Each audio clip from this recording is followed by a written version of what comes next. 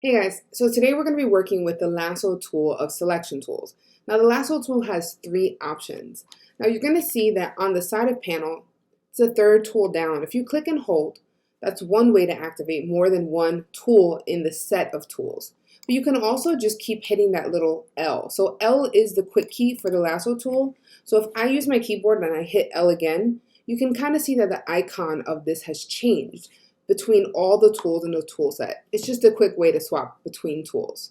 Now let's go over what each tool does. Let's start with the Lasso tool. So the Lasso Select tool is just a freehand tool. You're going to see that if I just click and start drawing, it's going to follow my mouse precisely, almost as if I took like a pencil tool.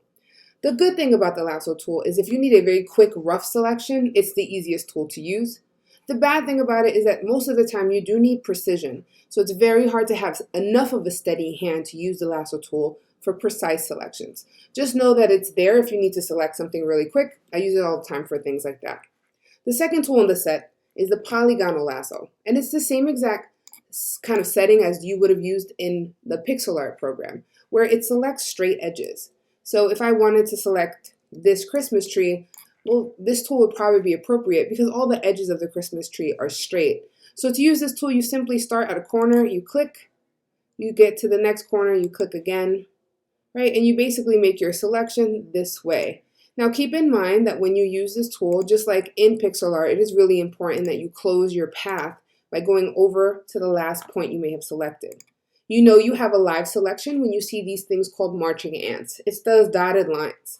Okay? Something else to keep in mind is that oftentimes students forget to deselect when they're done with the selection. If you see this here, the program's going to assume you are still actively working with your selection. So you have to let the program know you're done by either going up to select, deselect, or hitting Command D, which is the quicker way.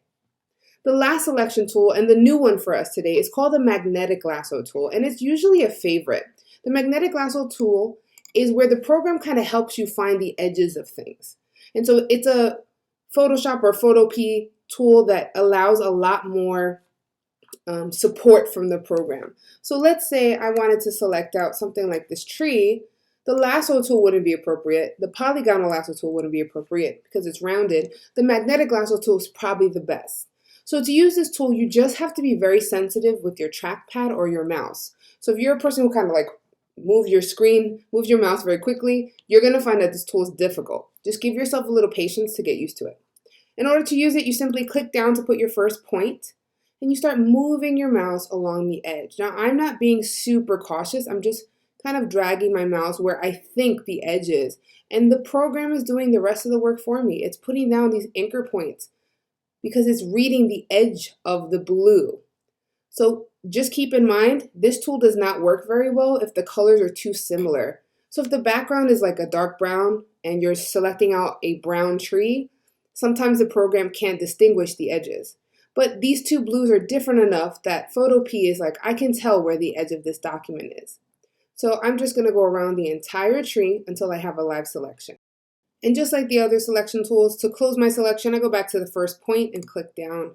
When I do that, I have a selection, and it's a pretty good selection if I do say so myself.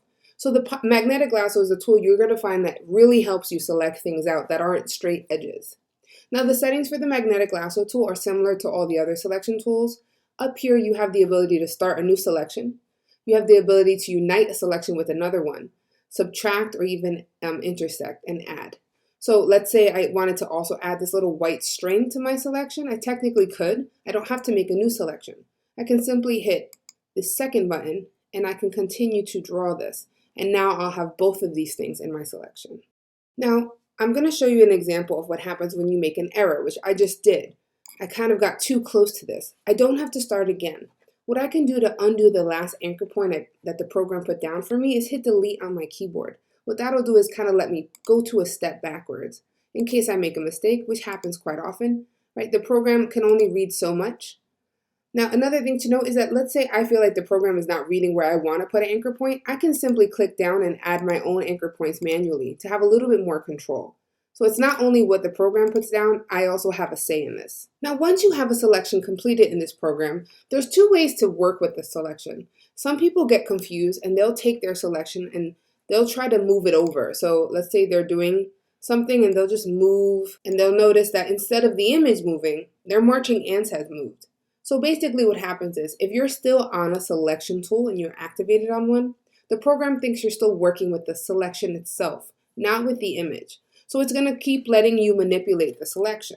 So what you want to do is make sure you're using the right tool to in fact move these pixels. So when I'm done making my selection, I'm always going to swap to my move tool. So once I'm complete, I'm going to make sure I'm on this first tool here. And now you notice when I move, the actual selection will move with me. Now, when I want to move this to a new document, you can make a new layer, or you can simply copy and paste. So if I go to edit, copy, edit, paste. If you notice on my layers panel, I'm going to hide the background very quickly so you can see I have my selection on its own layer. Okay?